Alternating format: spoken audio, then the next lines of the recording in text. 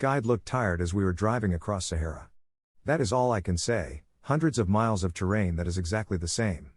Sad dunes and nothing else. Hell without any end in sight. We unknowingly saved water as we all got a little bit scared and then blast out of nothing made truck go up in the sky.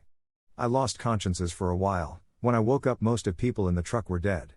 Driver's leg was twitching so I pulled him out but he was dead. His twitching leg was reflex that somehow managed to stay alive longer than him. We stumbled upon land mine. In fact we seemed to have drove over a mine field.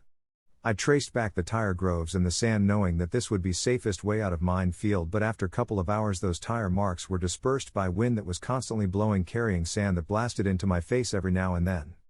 I am sure I got out of mine field but did not know where I was. I had a wound on my temple and although it did not look bad without bandage and all that sand it started stinging. I was walking for hours and as night was setting and I noticed something strange 100 yards away. It was as if sand was alive as it was swirling into this bright hole in the center. Swirling would stop and there would be no movements for a few minutes and then it would start again. Beneath I could see water so out of desperation I jumped for it. I underestimated depth of the fall. I was falling for good 10 seconds finally I got caught in some bushes that cushioned my fall.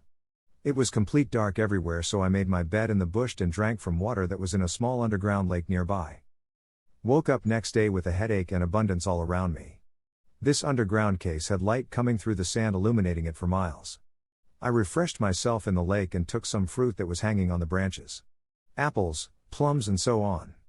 They were very big. This place would be a big hit if I could take some photos but my phone went out together with the explosion. I rested for a while and cleaned myself up. Decided to walk further into this wonderful cave.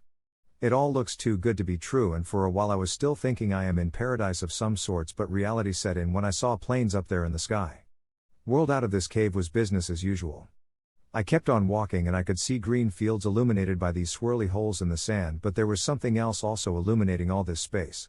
Bluish clouds are settled on the ceiling of the cave and they are reflecting this light to large proportion making it daylight in here and with very cool temperature. Landscape is pretty much like Central Europe and I could see some houses in the distance. This made me very curious so I ran to get there as fast as I could. Houses were all empty for a long while.